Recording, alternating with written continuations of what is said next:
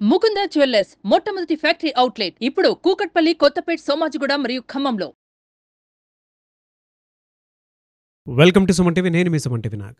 కోల్కతా ఇన్సిడెంట్కి సంబంధించినటువంటి వాటిల్లో మరికొద్దిసేపట్లో supreme court hearings తర్వాత కొన్ని కీలక విషయాలు బయటపడే అవకాశం అయితే డెఫినెట్గా ఉంది. ఎందుకంటే సిబిఐ మాత్రం తనిచ్చినటువంటి షీల్డ్ కవర్లో ఏముంది ఏంటి అనేటువంటి దాని మీద రకరకాల కథనాలు, స్పెక్యులేషన్స్ అయితే ఉన్నాయి. సో మరికొద్దిసేపట్లో అది బయటపడే అవకాశం కూడా ఒకటి ఉంది. సేమ్ టైం నిన్న జూనియర్ డాక్టర్స్ అందరూ కలిసి అండ్ ప్రొటెస్టులు అందరూ కలిసి కూడా మమతా బెనర్జీ గారిని కలవటం జరిగింది. సో అక్కడ జరిగినటువంటి సంభాషణ ఏంటి, బయటకు వచ్చిన తర్వాత ఏం మాట్లాడుకున్నారు అనేటువంటిది ఈ రోజు మనతో పాటు హైకోర్టు అడ్వకేట్ రవీంద్రనాథ్ గారు ఉన్నారు. వారి మాట్లాడక తెలుసుకుందాం. Hello sir. హాయ్ అండి నాగరాజ్ గారు. మమతా బెనర్జీని కొంతమంది డాక్టర్స్ కలవటం జరిగింది. బయటకు వచ్చిన తర్వాత వారి సంభాషణ కనుక మనం వింటే అక్కడ చర్చలు ఏం జరిగాయని మనం భావించవచ్చు అంటారు? నాగరాజు గారు నిన్న సెప్టెంబర్ 16వ తారీఖు సోమవారం నిన్న మార్నింగ్ వరకు పెద్దగా ఇన్ఫర్మేషన్స్ ఏమీ రాలేదు. నిరసనకారులు స్వస్థ భవన్ దగ్గర నిరసన చేస్తూ ఉన్నారు. రాజకీయ మంతనాలు, రాజకీయ కార్యకలాపాలు యథావిధిగా సాగుతున్నాయి. మధ్యాహ్నం 1 గంట ఆ ప్రాంతంలో ముఖ్యమంత్రి క్యాంప్ ఆఫీస్ దగ్గర నుంచి, మమతా బెనర్జీ గారి దగ్గర నుంచి చీఫ్ సెక్రటరీ అయినటువంటి మనీష్ పంత్ గారి పేరు మీదుగా ఒక లెటర్ త్రూ ఈమెయిల్ అది ఈ నిరసనకారుల దగ్గర చేరింది. ఈరోజు ఈవినింగ్ సాయంత్రం 6 గంటలకి, అంటే నిన్న సోమవారం నాడు మనం ఒక మీటింగ్ పెట్టుకుందాం. This is the 5th and final call. నేను మిమ్మల్ని ఇప్పటిదాకా 5th టైమ్స్ ఇన్వైట్ చేసాం. This is the 5th and final call. ఒక సంప్రదాయ చర్చలు చేసుకుందాం రండి అని చెప్పి మమతా బెనర్జీ క్యాంప్ ఆఫీస్ నుంచి ఒక లెటర్ వెళ్ళడం జరిగింది. ఆల్రెడీ అంతకు ముందు రోజు నాడే బిఫోర్ డే ఏం చేశారంటే, ఆల్రెడీ వీళ్ళు చర్చల కోసం వెళ్ళారు.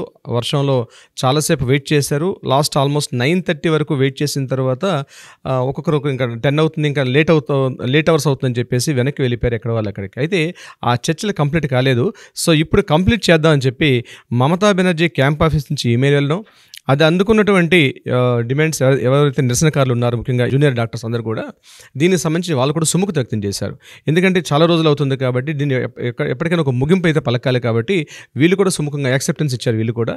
అయితే వీళ్ళు ఏదైతే ప్రత్యక్ష ప్రసారం కావాలని కోరుకున్నారో దాని మీద కొంత వీళ్ళు సడలింపు చేశారు. దాన్ని సడలింపు చేస్తూ దాన్ని ఏమన్నారంటే, మేము లైవ్ స్ట్రీమింగ్ కాకపోయినా మీతో మేము చర్చలకు వస్తాం, బట్ చిన్న కండిషన్స్ మాకు ఉన్నాయి, మేము మీతో ఈమెయిల్స్ కాదు బై ఇంటరాక్ట్ అయ్యి మాట్లాడతాం అని చెప్పడం జరిగింది. చెప్పిన తర్వాత ఈవినింగ్ అరౌండ్ 5 o'clockకి ఈ నిరసనకారులందరూ కూడా ముఖ్యమంత్రి గారు ఎక్కడైతే నివాసం ఉన్నటువంటి ఈ కాళీఘట్ ప్రాంతానికి చేరుకోవడం జరిగింది. 5 o'clock వెళ్ళిన తర్వాత వీళ్ళు ఒక 2 స్టెనోగ్రాఫర్స్ని తీసుకెళ్లారు. ఇంతకుముందు వీడియోగ్రాఫర్స్ని తీసుకెళ్లారు. ఇప్పుడేం చేశారంటే 2 స్టెనోగ్రాఫర్స్ని తీసుకెళ్లారు. వీళ్ళు ఒక 40 మంది బృందం వెళ్ళారు. టోటల్గా ఈ యొక్క నిరసనకారుల బృందం 40 మంది వెళ్ళిన తర్వాత ముఖ్యమంత్రి క్యాంప్ ఆఫీస్లో బయట కూర్చుని వీళ్ళు ఏం చెప్పారంటే, అక్కడ మనకి అంటే ఎవరైతే అధికారులు ఉన్నారో అధికారులతో వీళ్ళు వ్యక్తపరిచింది ఏంటంటే, మనం ఒక మినిట్స్ బుక్ రాసుకుందాం, మన చర్చలు ఏమవుతున్నాయో పక్కన టైపిస్టులు టైప్ చేస్తుంటారు, ఆ మొత్తం అంటే రికార్డింగ్ కాకుండా ఇట్స్ జస్ట్ టైపింగ్ అనమాట, మినిట్స్ బుక్ అంటారు దాన్ని. సో ఇదంతా కూడా ఆడియో వీడియో రికార్డింగ్ కాకుండా జస్ట్ మినిట్స్ బుక్లో టైపింగ్ చేద్దాం. ఎందుకంటే ఫాస్ట్ స్టెనోగ్రాఫర్స్ వాళ్ళు ఫాస్ట్గా రైటింగ్ రాస్తారు, ఒక పక్క టైపింగ్ చేస్తారు. సిస్టమ్ ల్యాప్టాప్స్, కంప్యూటర్ గ్యాడ్జెట్స్ కాకుండా ఓల్డ్ టైప్ సిస్టమ్ అనమాట, స్టెనోస్ అనమాట వాళ్ళు.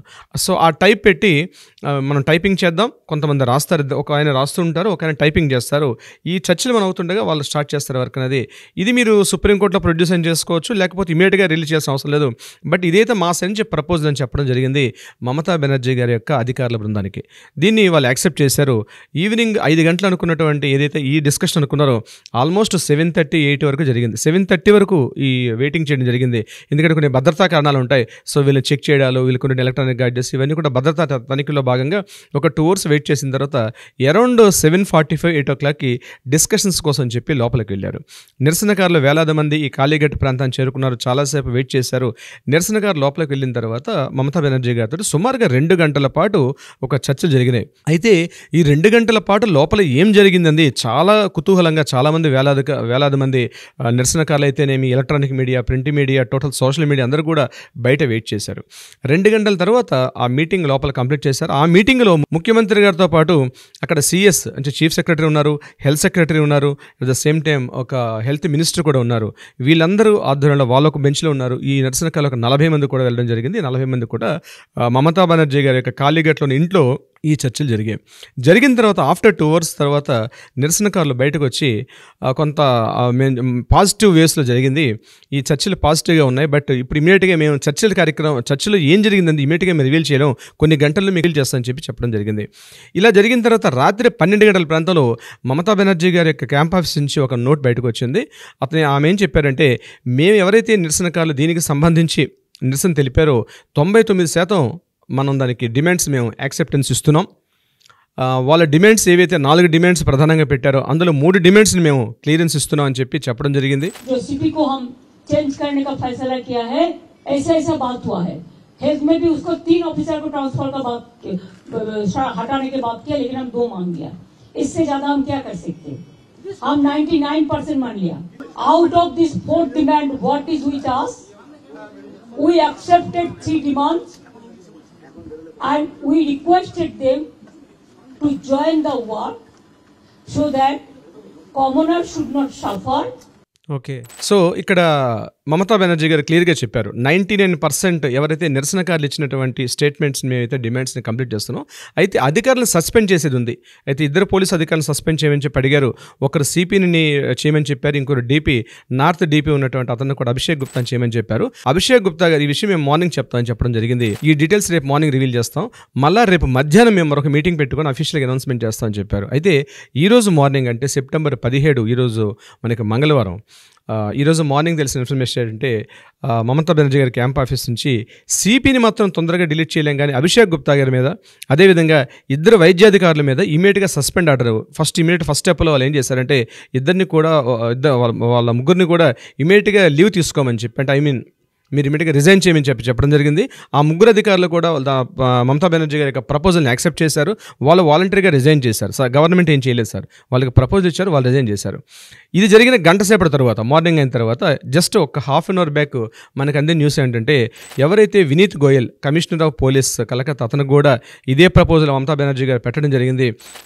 పోలీస్ కమిషనర్ కూడా దీన్ని యాక్సెప్టెన్స్ ఇచ్చారు. ఆయన కూడా బహుశా మరికొద్ది నిమిషాల్లో ఆయన కూడా రిజైన్ చేసే కార్యక్రమంలో ఉన్నారు. సో ఒక విధంగా చెప్పాలంటే నాగరాజు గారు, ఏదైతే ఈ సంఘటన నిన్నటి నుంచి ఎప్పుడో జరిగిందో పోలీస్ అధికారులు రాజీనామా చేశారు, సిపి రాజీనామా చేశారు, at the same time DP Abhishek Gupta గారు రాజీనామా చేశారు. ఎవరైతే వీళ్ళ డిమాండ్లో మరొకటి వైద్యాధికారులను ఎవరైతే ప్రధానంగా ఒక 3 చెప్పారో ఆ 3లో 2 రాజీనామా చేశారు. ఇది కాకుండా వీళ్ళ భద్రతా చర్యలో భాగంగా వీళ్ళొక కమిటీ వేయమని చెప్పారు. ఒక కమిటీని కూడా ఇమీడియట్గా యాక్షన్ ప్లాన్లో దిగారు మమతా బెనర్జీ గారు.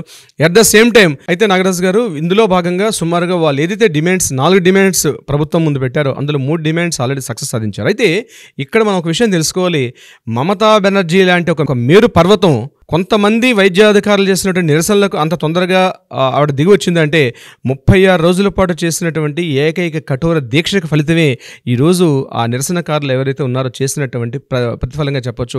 ఇట్స్ ద రిజల్ట్ అని చెప్పొచ్చు. అయితే ఈ స్థాయికి ఎందుకు మమతా బెనర్జీ గారు రావడం జరిగింది, ఎందుకు ఆవిడ వీళ్ళ డిమాండ్స్ని యాక్సెప్టెన్స్కి ఇచ్చారంటే, నేను ఒక వీడియో క్లిప్ చేస్తాను. నిరసనకారులు వాళ్ళ వాయిస్ తెలుపుతూ ఏం మాట్లాడారు కూడా ఒక వాయిస్ విన్నాక నేను మీకు చెప్తాను.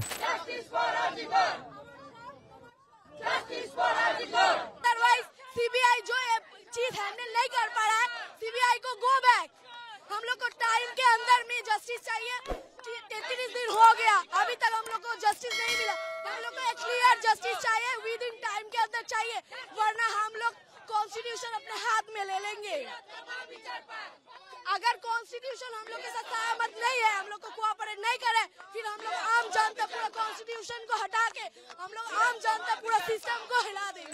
ఆ వాయిస్ చూడండి నాగరాజు గారు, అక్కడ వాళ్ళు ఏం మాట్లాడారంటే, రాజ్యాంగాన్నైనా మేము ధిక్కరిస్తాం, ప్రభుత్వాన్ని ధిక్కరిస్తాం, సిబిఐ గో బ్యాక్, సిబిఐ చేస్తున్నటువంటి చర్యలు మాకు అనుకూలంగా లేదు, రాజ్యాంగాన్ని మేము ధిక్కరిస్తాం, వీలైతే మేము కొత్త రాజ్యాంగాన్ని రచిస్తాం, మాకు ఈ రాజ్యాంగం వద్దు, ఈ ప్రభుత్వాలు వద్దు, మేము ఏ పార్టీకి ఏ ప్రభుత్వానికి మేము మద్దతు తెలపట్లేదు, ఇందులో రాజకీయ వ్యవస్థలు కానీ ఏ రాజకీయ నాయకుల యొక్క ప్రమేయం లేదు, వాళ్ళు మాట్లాడుకుంటే వాళ్ళు మాట్లాడుకున్నారు, బీజేపీకి అంటే ప్రత్యేకంగా చెప్పేది ఏ పార్టీ వాళ్ళు తోచిన వాళ్ళు మాట్లాడుకున్నారు, కానీ ఇది ఏ పార్టీకి సంబంధించింది కాదు, ఇది మా పూర్తి వ్యక్తిగత మా జూనియర్ డాక్టర్స్ యొక్క మా యొక్క డిమాండ్స్ ఇవి, కాబట్టి వీలైతే రాజ్యాంగాన్ని కూడా మేము ధిక్కరిస్తాం, రాజ్యాంగాన్ని కూడా ధిక్కరిస్తాం అన్న వర్డ్ ఎంత డేంజరస్ వర్డ్ అంటే అండి, మన ఒక యాజ్ ఎ సిటిజన్ ఆ వర్డ్ వాడకూడదు, ఆ వర్డ్ తీసుకెళ్ళి లోపలేస్తారు.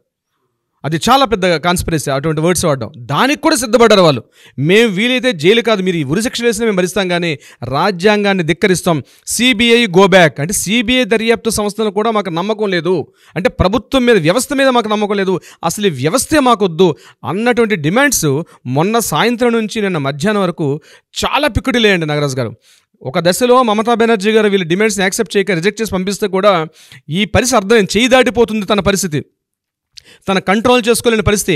తన రాజీనామా చేయడానికి కూడా సిద్ధపడతానంటే బహుశా ఒక మెట్టు దిగుతారు అనుకున్నారు, కానీ నీ రాజీనామా మాకు అవసరం, నీ రాజీనామా ఆఫ్టర్ ఆల్ మాకెంత, మాకు నీ రాజీనామాతో ఉపయోగపడేది ఏం లేదు, నీ రాజీనామాతో మాకు సంబంధం లేదు, ముందు సిపిని రాజీనామా చేయించండి, ఎందుకంటే ఆయన ఎవిడెన్స్ సాక్ష్యాలని నాశనం చేశాడు కాబట్టి సిపి రాజీనామా చేయాలి, వైద్యాధికారులు రాజీనామా చేయాలి, మాకు భద్రతా వ్యవస్థ, మాకు భద్రత కల్పించాలి, అటువంటి డిమాండ్స్ మాకు అది అంతేగాని నీ రాజీనామా వల్ల వచ్చే మాకు ఉపయోగం ఏమీ లేదు. అంటే చూడండి, కొన్ని లక్షల మంది, కొన్ని కోట్ల మంది ఓట్లు వేస్తే గెలిచినట్టు మమతా బెనర్జీ ప్రభుత్వాన్ని కూడా నీ రాజీనామా మాకు just it's a peanut, just small incident, మాకు అవసరం లేదు. రాజ్యాంగాన్ని ధిక్కరించడానికి సిద్ధపడే వాళ్ళకి నీ రాజీనామాతో మాకేం అవసరం? రాజ్యాంగాన్ని ధిక్కరించడానికి సిద్ధపడిన వాళ్ళకి రాజీనామాతో ఏం సంబంధం అండి? అవును. సో ఈ స్థాయికి ఎప్పుడైతే నిరసనకారుల యొక్క వాయిస్ పెరిగిందండి, ఆటోమేటిక్గా ఇక మమతా బెనర్జీకి పరిస్థితి దిక్కుతోచని పరిస్థితిలో, ఏమీ తోచని స్థితిలో చిట్ట చివరిగా కాళ్ళ బేరానికి వచ్చి నిన్న నిరసనకారుల యొక్క ఏదైతే డిమాండ్స్ ఉన్నాయో అందులో 99% ఒప్పుకుంటున్నాను, ఆమె వాయిస్లోనే మనం వింటున్నామని ఇప్పుడు జరిగిన వీడియోలు చూసామని, 99% వాళ్ళ డిమాండ్స్ని ఒప్పుకుంటారని గత్యంతరం లేని స్థితిలో, గతి లేని స్థితిలో మమతా బెనర్జీ గారు యాక్సెప్ట్ చేశారు. అయితే ఇప్పుడు ఎవరైతే అక్యూజ్డ్ సంజయ్ రాయ్ కావచ్చు, సందీప్ ఘోష్ కావచ్చు, ఈ వెనకాల ఎవరైతే ఇప్పుడు 12 మంది ఎవరైతే దీనికి సంబంధించి అరెస్ట్ చేశారో, బహుశా ఈరోజు ఇప్పుడు నడుస్తున్నటువంటి సుప్రీంకోర్టు యొక్క ట్రయల్స్లో భాగంగా ఇప్పుడు నెక్స్ట్ స్టెప్ ఏమవుతుంది మనం నెక్స్ట్ ఎపిసోడ్లో మాట్లాడదాం నాగరాజ్ గారు. డెఫినెట్గా అండి. ఏదేమైనా జూనియర్ డాక్టర్స్ ఒక పరంగా అంటే ఒక పాయింట్లో గెలిచారు అని చెప్పేసి చెప్పడంలో ఏమాత్రం సందేహం లేదు. 100% గెలిచారు. సో న్యాయం ఉంటుందండి, నిలబడుతుంది కూడా, అసలు డౌటే లేదు. చాలామంది అనుకుంటూ ఉంటారు, చూసేటుంటారు ఇంకెన్ని రోజులు అంటే దేనికైనా ఒక వ్యవస్థ ఉంటుంది, ఆ వ్యవస్థ ప్రకారమే చేయాల్సి ఉంటుంది. ఏదేమైనా we want justice, we demand justice. Anyways thank you అండి, thank you so much Ravindranath గారు. Thank you so much Nagaraj గారు. సుమన్ టీవీలో మీ పర్సనల్ అండ్ బిజినెస్ ప్రమోషన్స్ కోసం కింది నెంబర్కి కాంటాక్ట్ చేయండి.